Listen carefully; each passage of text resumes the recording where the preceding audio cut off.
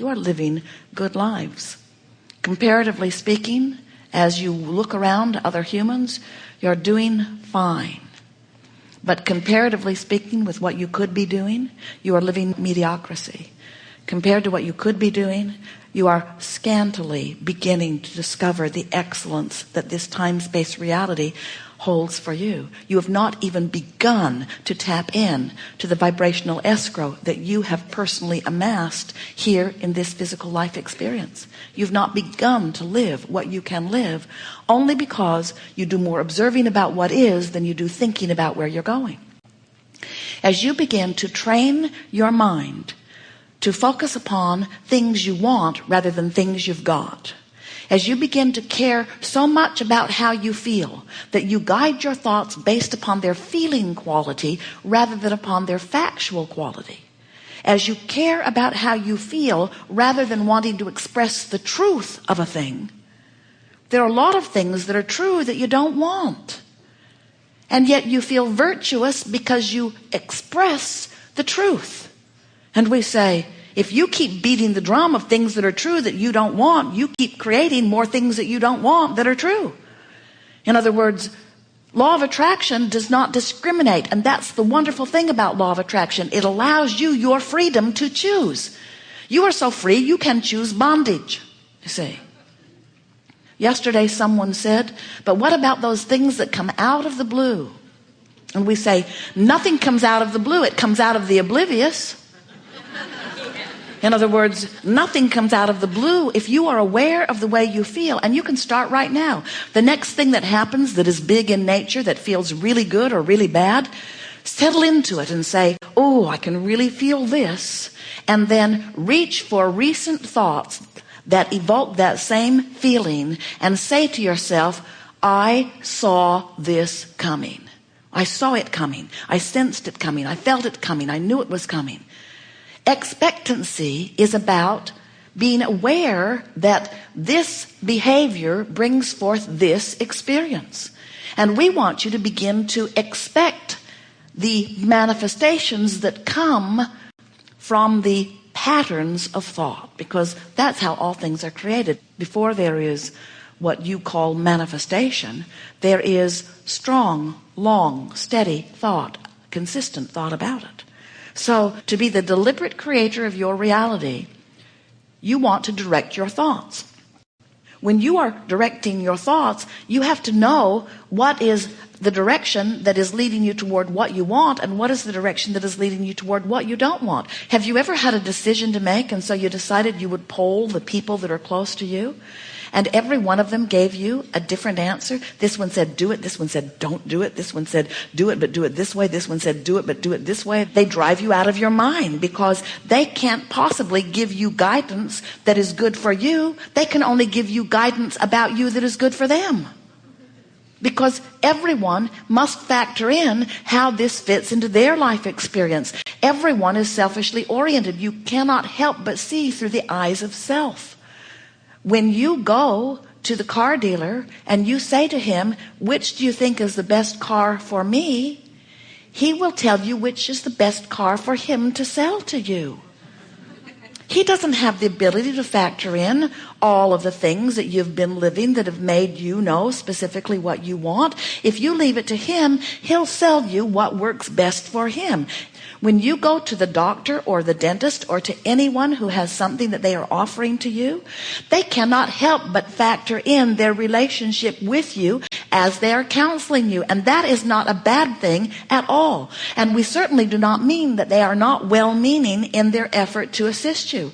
What we are saying is every time you interact with someone else, you get all kinds of vibrational interference is really the best word, because no one can guide you accurately. And it doesn't matter how precisely you tried to follow anybody else's advice. You cannot quantify your journey, and you cannot get from where you are to where you want to be by asking anyone outside of you what is the proper path. Religion cannot give it to you. Politics cannot give it to you. Your mother cannot give it to you, and your teacher cannot give it to you. No one can give you accurate guidance, but no one needs to, because you've got built-in guidance. And the guidance works like this. You come forth from non-physical, but the larger part of you, the eternal part of you, the source energy part of you, the God force part of you remains non-physically focused. In other words, many people think that they're dead or alive, which means their soul is in heaven or it is here with them. Many people think that it is one way or the other, and we're wanting you to understand. It's like when you plug your toaster into the electricity that comes through your wall. You don't ask the electricity to come and be the toaster.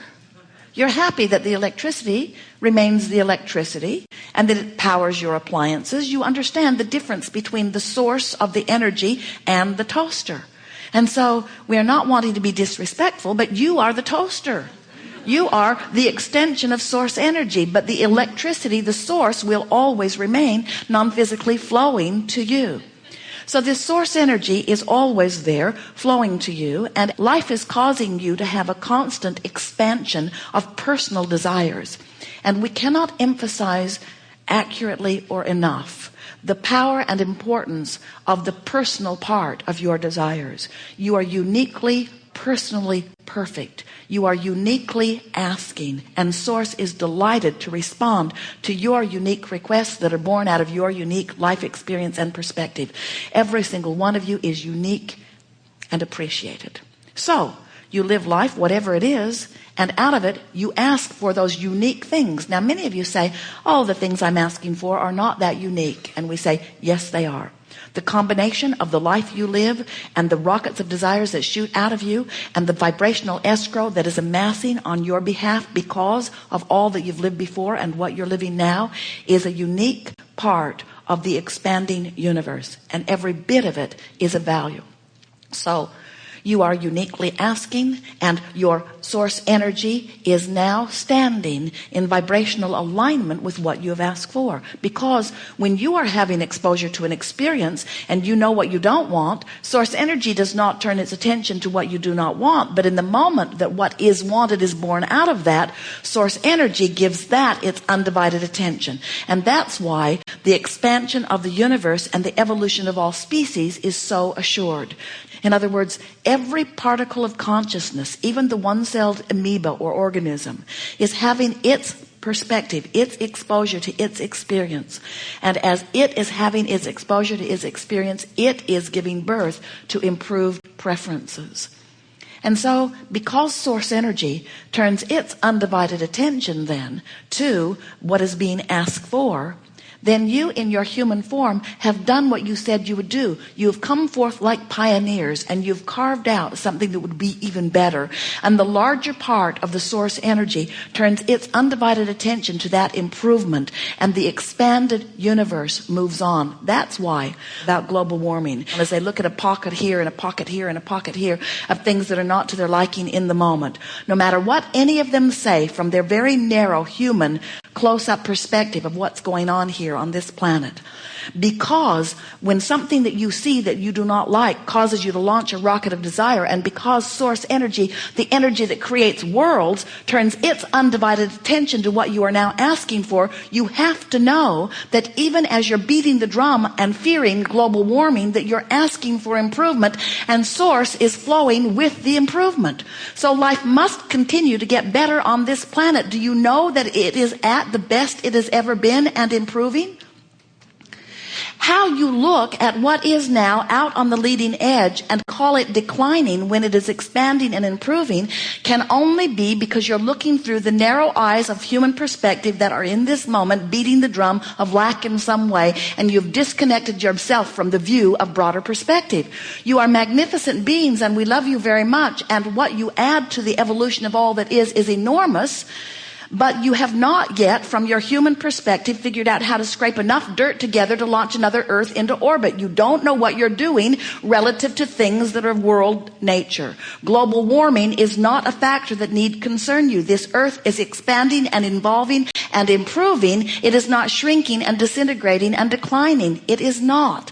Life is eternal, and your balanced Earth is in good stead. Worry not about it. But it's not wrong for you to explore your Earth and see things that are of concern to you. That's what you said you would do. So you see something that is of concern to you, immediately you ask for an improvement. And immediately the rocket of desire shoots out of you and source energy is on the case. But when you watch global warming, when you beat the drum of it, you hold yourself with millions of others in vibrational difference or resistance to the improvement that you've asked for. So then you have to croak before you let your planet receive the benefit that you have asked for. And it does not need to be that way. In other words, you don't have to wait until the next generation in order to reap the benefit of what this generation is asking for. You can have it right here and now. In fact, you don't even have to wait for anybody else to figure it out. You can have it right now, and you can tell by the way you feel whether you are having it right now or not. So now we've come down to a very big topic, and it's a topic that a lot of people would disagree with, and we certainly understand where they would be coming from. Every person on the planet could read the pamphlet on global warming and could come to a place of devastated fear. And in doing so, you would launch rockets of desire about what you want, and your world would improve because of your awareness of what you don't want, which helps you to be more aware of what you do want. But you could all simultaneously hold yourself apart from what is now in vibrational escrow, which is an even healthier earth. You could, as a mass consciousness, it'll never happen, don't worry, but just speculating, you could, every one of you, turn your attention to things that make you feel awful. And your earth would continue to thrive, but you wouldn't. You have in your vibrational escrow all those things you want, and you could pick any one thing on the planet that's going wrong or in your life and give it your undivided attention, and you could keep all of those things that you want from happening because you've activated such a vibration of lack over this one thing. Isn't that interesting?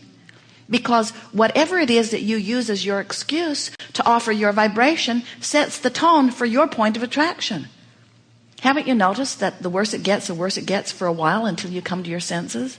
And the better it gets until you fall back into your old habits?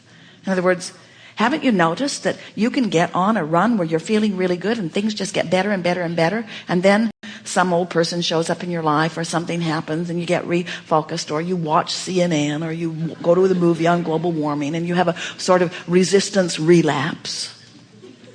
So we want you to feel the power of your life experience. And the reason that we are taking such a dynamic, dramatic approach to it is because you have had such publicity about something that is causing so many of you to think in a negative way about something that matters to you so intensely.